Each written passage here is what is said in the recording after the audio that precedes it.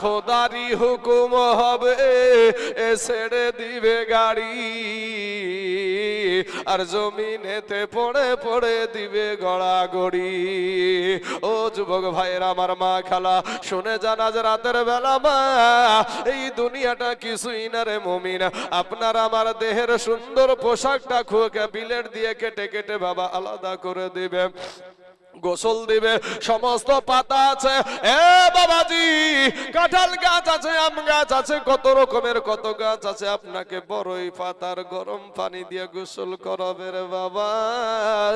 বড়ই পাতার গরম পানি দিয়ে গোসল যখন আপনাকে দিবে দেহখানা বাবা এত বাবা চূর্ণ বিচূর্ণ হয়ে যাবে, এত বিষ ধরে যাবে গো বাপ। আমাদের শরীর খানা দিয়ে যখন হাত বুলাবে আমাদের শরীরের হাতে স্পর্শটাও আমরা সহ্য করতে পারবো না রে ভাই। ও সোনা মানিক, আজকে তোমার দিল নরম হয় না রে বাবা, আজকে তোমার কবরের ভয় লাগে না, আজকে মরণের ভয় তোমার অন্তরে নাই। তুমি কি মরবা না রে যুবক? একদিন তো তুমি মহিরা যাবা। আপনাদেরকে একটা কথা বলি ভাই, আপনার কোলে যেই বাচ্চাটা আছে এই বাচ্চাটার বয়স কত ভাই? 11 বছর। এই কোলে ছেলেটা 11 বছরের বাচ্চা এই গরুস্থান ময়দানে আছে না নাই ভাই? কথা বলতে হবে চাচা, একটু কথা বলেন তো বাপ। আছে? আমাদের মতন যুবক ছেলে, আপনাদের সম্মানীয় ইমাম সাহেব মুজাহিদুল, এই বয়সের ছেলে আপনাদের এই কবরস্থানে আছে না নাই? আমার এই আব্বাজান, এই দেখেন হাজী সাহেব বাপ, আমার এই বাপজির বয়সের মানুষ আপনাদের এই কবরস্থানে আছে না নাই? তাহলে আসার সিরিয়াল আছে, যাওয়ার কোনো সিরিয়াল নাই ভাই। এই যুবকেরা আজকে উঠা উঠি চলছে বাবাজি, আমি তো দেখতে পাচ্ছি এত মানে দুঃখের বায়ান শুনেও মানুষ উঠা উঠি করছে। তার মানে বুঝেন যে এর ভিতরটা কিছু নাই বাপ, এর ভিতরটা। কারণ আমি বক্তা দিছি, বলতে গিয়ে আমার ভিতরটা ফাটছে, ফাটতে ফাটতে আমার চোখ দিয়ে পানি আসে, কিন্তু ওর দিল নরম হয় নাই। কারণ বোঝা যায় যে বাবাজি এর ভিতরে আল্লাহর ভয়। যাদের অসুবিধার কারণে উঠছে তারা ঠিক আছে বাবা, অসুবিধা হতেই পারে মানুষের। আসুন এরপরে আপনাদেরকে একটা প্রমাণ দেখাই, একবারে সচক্ষে যুবক ভাইয়েরা তোমরা প্রমাণটা নাও। আমাদের দেশের বালির ঘাট বলে একটা ঘাট আছে না নাই গো? বালির ঘাটে একটা বাস যাত্রী নিয়ে একেবারে আপনার ব্রিজকে ভেঙে পানির ভিতরে ঢুকে চলো না, সবগুলা বাইচে চলো না, মরে গেছিল, কিছু বেঁচে ছিল আর বাদ বাকি গেলাম কিন্তু মরে গেছিল। তো আর একটা নেই, এটাতে নেই কিছু বাইছিল। তো আপনারা 42 জন, একজন বলছে 42 জন, একটা বাসে আবার কতজনই থাকে গো বাবা? 42 মানে বেশির অংশ মরে গেছি। হ্যাঁ, তো বাবা আর একটা কথা আমার এই চাচাদের মনে আছে, এ ভাইদের মনে আছে কথাটা। জলঙ্গিতে কুয়াশার মধ্যে দিয়ে একটা বাস পানি জলঙ্গির নদীতে ঢুকে গিয়েছিল, মনে পড়ে আপনাদের? একটাও বাঁচেনি ওখানে, একটাও বাঁচেনি। তো ওই বাসের ভিতরে কি শুধু এরকম বয়সের মানুষই ছিল নাকি?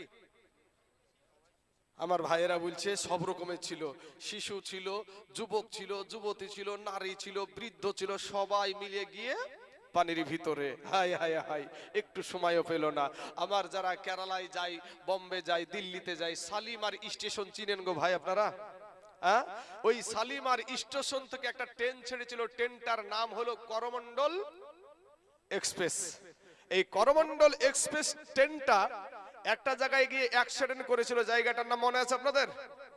উড়িষ্যার বালেশ্বর নামে একটা জায়গায় গিয়ে ট্রেনটা অ্যাক্সিডেন্ট করেছিল। তিনোটা ট্রেন একসঙ্গে, ট্রেনের ভিতরে হাসি হয়, আনন্দ হয়, তারপরে আপনার ঘুমানো হয়, এর কি ঠাট্টা সবকিছু চলে, গান বাজনা সবকিছু চলে। কিন্তু মুহূর্তের মধ্যে যখন ব্যাকট আওয়াজ হয়ে গেছে, মানুষ তখন চিৎকার, শুধু চিৎকার কিসের? বাঁচাও বাঁচাও, কান্নার আওয়াজ, বাঁচাও। এত মাস্তান বাবা, এত মাস্তান, কেউ রুখতে পারে না, এত মরদ। কিন্তু বাবাজি মুহূর্তের মধ্যে শুধু আওয়াজ বাঁচাও বাঁচাও। আমরা সোশ্যাল মিডিয়ায় খবর পেলাম যে মুহূর্তের মধ্যে 300 থেকে 350 মানুষ দুনিয়া থেকে বিদায়। মাস্তানি করো ভাই। আজ যুবক ভাই তোমরা আজ শরীরে রক্ত আছো তো, বসতে মন চাই না, বসতে বললেও তুমি আমাদের কথা মানতে তোমরা রাজি না। ওই মৌলবীর কথা কে মানবে রে? কিন্তু ভাই এই যেদিন তুমি মরবা সেদিন কিন্তু তোমার জানাজাক মৌলবীতি করবে। তোমার বাপের বিয়ে পড়াচ্ছে মৌলবীতি, কি গো কথা ঠিক না ঠিক? মৌলবীতি বিয়ে পড়াচ্ছে, এই মুল্লারা ছাড়া তোমার বাপ মার বিয়েই হয়নি। হ্যাঁ, এই মুল্লারা যদি বিয়ে হালাল না করতো তাহলে তো বুঝতে পারছেন, বিয়ে হালাল যদি না হয় তাহলে কি হতো আপনারা বুঝতে পারছেন। তো যুবক ভাইয়েরা আজ মৌলবীর কথা শুনতে মজা লাগে না, কোন নায়ক কি কোন পোশাক পরিয়েছে দেখেন না বাবা। আমাদের সমাজে সুন্নাতি লেবাস পরতে রাজি না, সুন্নাতি লেবাস পরতে আমাদের ঘরের সন্তানেরা রাজি না। এমন পোশাক পরে দেখবেন পায়খানা ফিরার মতন, 10 মিনিট আপনার পায়খানা ফিরতে বসলে পায়খানা ফেরার মতন বসিনি আমরা এক সময়, তো ওইরকম ভাবে যদি বসে ওই পোশাক পরে নায়কের পোশাক পরে মানে প্যান্ট, ওই প্যান্ট পরিয়ে যদি বসে তো পিছন দিয়ে পিঠের দিক দিয়ে যদি গেঞ্জি না থাকে রে ভাই, খালি গায়ে যদি থাকে আর পিছন দিয়ে যদি তাকান তো মনে হবে ওর আটলান্টিক মহাসাগর গর্ত পর্যন্ত দেখা যাবে। বুঝলেন না আপনারা? হ্যাঁ, আবার যদি বাবা গেঞ্জি না থাকে আর ও যদি দাঁড়িয়ে থাকে খাড়া হয়ে হাঁটে তো আর ওই প্যান্ডার নিচে নামতে নামতে এত নিচে নামবে তো দেখবেন সামনে দিয়ে তাকাবেন তো আফ্রিকার জঙ্গল পর্যন্ত পার হয়ে যাবে, ওর রং খিলে পর্যন্ত চলে যাবে বাবাজি। আজ হয়তো ভাবছেন যে এরকম করে বলছে, কিন্তু বাস্তবে কথা ঠিক না ঠিক বলেন তো? এই পুরুষদের জন্য সতর ঢাকা ফরজ হলো হাঁটুর, আচ্ছা ঠিক আছে আমি দোয়া করব, হাঁটুর নিচ থেকে নিয়ে হাঁটুর থেকে নিয়ে নাভি পর্যন্ত সতর পুরুষদের জন্য। পুরুষদের সবচাইতে দামি শরীরের ভিতরে পুরুষদের জন্য সবচাইতে দামি জায়গা হলো নাভির নিচ থেকে নিয়ে হাঁটু পর্যন্ত। অথচ বাবাজি এটা কেউ বাবাজি এমন পোশাক পরে, পাতলা কিছু প্যান্ট উঠিয়েছে বুঝতে পারছেন, গরমের টাইমে দেখবেন পরবে ওর ইজ্জত গুলা ভেসে উঠে, এর লজ্জা পদ্মা ওই দিয়ে রাস্তা দিয়ে হাঁটতে হাঁটতে চলে যাচ্ছে বাবাজি। আর কি বলবো, আর বাংলা করে কি বুঝাবো, আর বুঝাতে পারছি না, আর নিচে নামতে পারছি না, এখান থেকে শেষ বাবাজি। আমার সোনা মানিকের আমার ভাই জানেরা তো, আর মায়েদের শরীর হলো মাথার চাঁদি থেকে নিয়ে পায়ের তালু পর্যন্ত পুরোটাই দামি, জোরে বলেন সুবহানাল্লাহ। সেই শরীরকে বিলায়া দিচ্ছে মানুষের কাছে। মহিলাদের আজ পর্দা নাই, আজকে মহিলারা নাবিজির আদর্শকে মানতে রাজি না, যুবকেরা নাবির আদর্শকে মানতে রাজি না, ভাবছে যে মোবাইলে বাবাজি সারা রাত মুয়াজ্জিনের আজান শুনে উঠতে মন চাই না, মুয়াজ্জিনের আজান কানে যায় না, কিন্তু বাবাজি সারা রাত মোবাইলে, ওই হুজুর মোবাইল দেখে একটা মোবাইলে বাবাজি সারা রাত I love you I love you, I love you, এই I love you করতে করতে ঘুমিয়ে গেছে, I love you করতে করতে ঘুমিয়ে গেছে। তো ঘুমার পরে সকাল বেলাতে আবার কানে আওয়াজ আসছে I love you, I love you, ই তখন ঘুমে চটপট করে চেতন পেয়েছে, মান সম্মান তো গেল রে, আরে সারা রাত ওকে I love you বলনু তাও আর পেট ভরলো না, বা সকালবেলা বাড়িতে চলে এসেছে। ও সকালবেলাতে উঠি বাবাজি জান্না দিয়ে তাকিয়ে দেখছে তো রাস্তা দিয়ে চলে যাচ্ছে একটা বাতাবি লেবুওয়ালা, বাতাবি লেবুওয়ালা, ও ডাক দিয়েছে আই লেবু, আর ই শুনছে আই লাভ ইউ। বুঝলেন না, আমাদের যুবকের অবস্থা হয়ে গেছে এইরকম। আমি বলবো ভাই মোবাইলটা, গজবের মোবাইলটাকে ছেড়ে একটু মসজিদে আই ভাই, মাহে রমজানুল মুবারক মাস আসছে। ও যুবক শোনা, আমি তোদের দুশ্মন না ভাই, তোমরা আমার কালেমার ভাই, কথা বলেন ঠিক না বে ঠিক?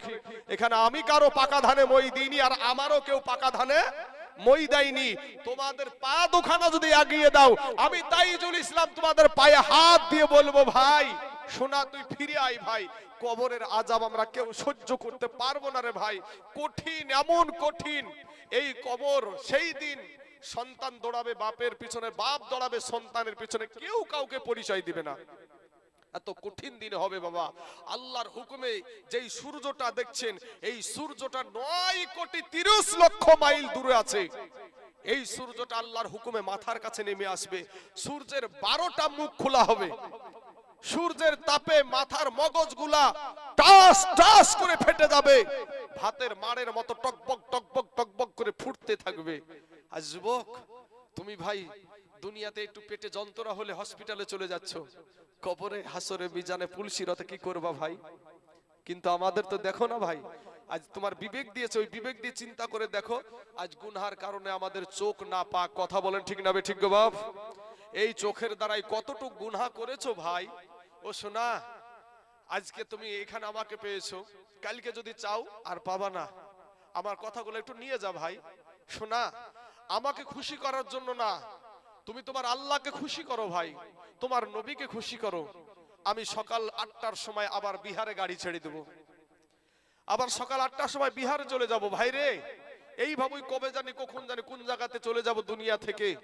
কিন্তু তোদেরকে একটা কথা বলি যুবক ভাই শোনা, তওবা করে আল্লাহর কাছে যদি তুমি ক্ষমা চাও, যদি একবারে খাস দিলে, তো তোমার পিছনের যত গুনাহ আছে আমার আল্লাহ এত দয়ালু, এত দয়ালু, আমার আল্লাহ তার জিন্দেগির গুনাহকে মাফ করে দেয়। জোরে বলেন সুবহানাল্লাহ। আজ আমাদের চোখের চোখ গুনহার কারণে আমাদের চোখ না পাক, গুনহার কারণে আমাদের জবান না পাক, গুনহার কারণে আমাদের হাত না পাক, গুনহার কারণে আমাদের পা না পাক, গুনহার কারণে আমাদের অন্তর না পাক। আপনারা বলবেন অন্তর কি করে না পাক হয়? এই অন্তর দিয়ে কত মানুষের খারাপই নিয়াত করেছি, আছে না নাই সমাজে? এই আছে না নাই গো চাচা? এই অন্তর দিয়ে কত খারাপ নিয়াত করেছি, এই চোখ দিয়ে কত বেগানা নারীর দিকে কুনজরে তাকিয়েছি, এই জবান দিয়ে কত মিথ্যা কথা, গীবত করা, চুগলখড়ি করা, মানুষকে গালি দেওয়া, আঘাতজনক কথা বলা, আছে না নাই ভাই? তাহলে এই কান দিয়ে কত গান বাজনার দিকে আমাদের নজর থাকে, হ্যাঁ, কত মহিলাদের কি কথা বলছে সেটা শোনার দিকে আকর্ষণ থাকে। তাহলে কানও আপনার গুনহার কারণে না পাক, চোখ আপনার গুনহার কারণে না পাক, হাত আপনার গুনহার কারণে না পাক, কি নিয়ে যাবেন বাপ? আমাদের হাতে গড়া পায়ে বেড়ি, আমরা আসামি ফেরওয়ারি, আপনার কোটে নাবি যাবি নিচে এসি।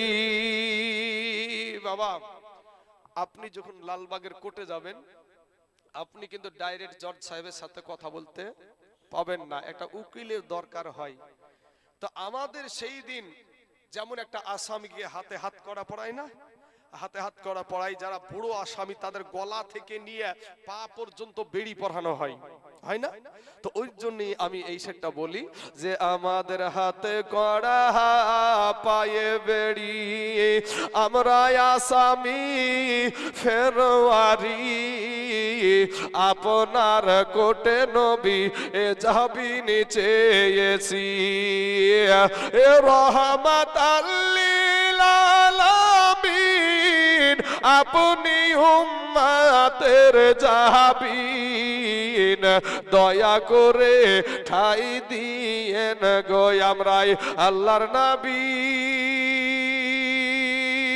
মায়ার নবী গো, আপনি আমাদের জীবনের জীবন, ওরে আমাদের মতো নয় অপরাধী ভাই গো, মিজানের পাল্লায় উঠাই যদি ক্ষমা পাইবার আশা নাই আমার। আছে নাকি বাপ?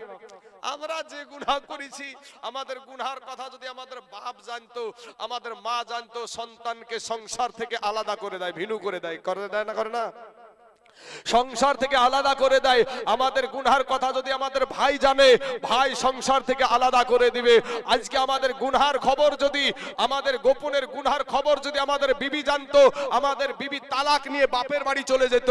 সন্তান জানলে সন্তান বাবাকে সংসার থেকে আলাদা করে দিত। কিন্তু এত গুনহা আপনার আল্লাহ আপনার জানে, জানার পরেও আমার আল্লাহ আপনার জন্য বাতাস বন্ধ করে নাই, পানি বন্ধ করে দেয় নাই, আমার আল্লাহ সূর্যের আলো বন্ধ করে দেয় নাই, রাতের অন্ধকার বন্ধ করে দেয় নাই। আমার আল্লাহ বলে, বান্দা রে, আমি তোর আল্লাহ, আমি এত তোকে ভালোবাসি, তুই যতই গুনাহ করছিস তারপরেও তোকে আমি রুজি দিই। আমি হিন্দুদেরকেও খাবার দিই, খ্রিস্টানদেরকেও খাবার দিই, মুসলমানদেরকেও খাবার দিই। কিন্তু আমার আল্লাহ পাক কোরআনে বলছেন, লিমানিল মুলকুল ইয়াউম লিল্লাহিল ওয়াহিদিল কাহার, কিয়ামতের দিন আমার আল্লাহর নাম হবে কাহার। আমরা আগে একটা কায়দা বই পড়তাম ভাই, ওই বইটা এখন তো বহু হরেক রকমের কায়দা বই উঠেছে, বুঝতে পারলেন না? বহুত রকমের কায়দা বই উঠেছে, কিন্তু আগে একটাই কায়দা ছিল, সেই কায়দা বইটার নাম ছিল বুগদাদি কায়দা। মনে আছে গো বাবুজি? বুগদাদি কায়দা এত বড়টা, ওই কায়দা বইয়ে আমরা পড়েছি, আল্লাহর ঘর পড়তে গিয়ে পড়েছিলাম, ইয়া আল্লাহু ইয়া রহমানু ইয়া রহিমু ইয়া মালিকু ইয়া কুদ্দুস ইয়া সালামু ইয়া মুমিনু ইয়া মুহাইমিনু ইয়া আসিসু ইয়া জব্বারু, পড়িনি এরকম ভাবে? হ্যাঁ, এরকম ভাবে পড়েছি। কিন্তু ওই নামগুলোর ভিতরে একটা নাম আছে ইয়া কহারু। ইয়া কহারু, মহারাগে রাগান্বিত হয়ে থাকবে সেদিন বাবাজি আমার আল্লাহর সাথে কেউ কথা বলতে পারবে না। আমার নবী, আপনার নবী ছাড়া সেদিন আল্লাহর সাথে কেউ সর্বপ্রথম কথা বলবে না, সর্বপ্রথম কথা বলবে আমাদের নবী। জোরে বলেন সুবহানাল্লাহ। বাবাজি আমার সোনা মানিকেরা, আজ সেই আল্লাহকে আমরা ডাকতে রাজি না। আজকে মুয়াজ্জিন আজান দেয়, আপনি সাড়া দেন না। আমার নবী, শুনেন, নবীর একটা ছোট্ট একটা জীবনী আপনাদের সম্মুখ আমি তুলে ধরবো। এক্ষুনি আমার ব্রেনটে আমার আল্লাহ দিয়ে দিল। তো বাবারে, আমি বলার আগে তিনজন ব্যক্তি একটা সুযোগ দিব আপনাদেরকে। তিনজন ব্যক্তি এই সুযোগটা পাবেন। এই সুযোগটা তিনজন ব্যক্তি, এতগুলা মানুষ বসে আছেন, তার মধ্যে তিনজন ব্যক্তি এই সুযোগটা পাবেন। এটা কবরস্থান বাপ, এই জায়গাতে আসতে হবে একদিন। এই তিনজন ব্যক্তির জন্য এই সুযোগটা আমি বেশি চাই নাই। তিনজন ব্যক্তিকে আমি জীবনীটুক শোনাবো আপনাদেরকে, দিয়ে আমার বক্তব্য ইতি করব। তবে এই তিনজনকে বলবো, বাবাজি, এই যে কবর দেওয়ার পরে, দাফন করার পরে আপনাদের দেশের নিয়ম কি, যে কবরের উপরে মশারি দিবে না বা আরো কোনো আপনার চেগার দিবে না, একটা লোহা দিয়ে আপনার একটা খাঁচা বানানো হয়েছে, ওটা বানাতে 3 থেকে 3.5 টাকা খরচা। তো আমি এক নম্বরে একজন ব্যক্তি বলেন তো যে আমি একটা দেবো এই কবরস্থানে, তো আমাকেও একদিন আসতে হবে, তো আমি একটা এই জিনিসটা আমি একটা গড়িয়ে আমি দিয়ে দেবো ইনশাআল্লাহ। একজন ব্যক্তি, কাকে আল্লাহ কবুল করবে আমি জানি না ভাই। মাশাআল্লাহ মাশাআল্লাহ, আসেন না ভাই। ও ছেলে আছে, ঠিক আছে ঠিক আছে ঠিক আছে ভাই, একটু মুসাফা করতে চাইছিলাম, মানে বলতে দেরি হয়েছে কিন্তু দিতে দেরি হয় নাই। ভাই নাম কি? জাকরম আলী। একবার তাকবীরের ধ্বনি লাগায়, নারায়ে তাকবীর, আল্লাহু আকবার, মাশাআল্লাহ মাশাআল্লাহ, আরো জোরে সরে নারায়ে তাকবীর, নারায়ে রিসালাত। ভাইজান আমার, একটা ওই কবরস্থানের খাঁচার দাতা, জোরে বলেন জিন্দাবাদ, সুবহানাল্লাহ সুবহানাল্লাহ। আমি দোয়া করব। তবে বাবাজি নাম্বার 1 হয়ে গেল, আর একজন ভাই আর দুজন ব্যক্তি, এই কোন আল্লাহওয়ালা ব্যক্তি আছেন আমি জানি না। এই কবরকে কারা স্মরণ করে এখানে আমার ওয়াজটা শুনলেন, কাদের ভিতরটা ফাটলো আমি জানি না বাবাজি। অনেকেই চোখের পানি ফেলেছেন, আমি দেখেছি বাপ। তবে আর একজন ব্যক্তি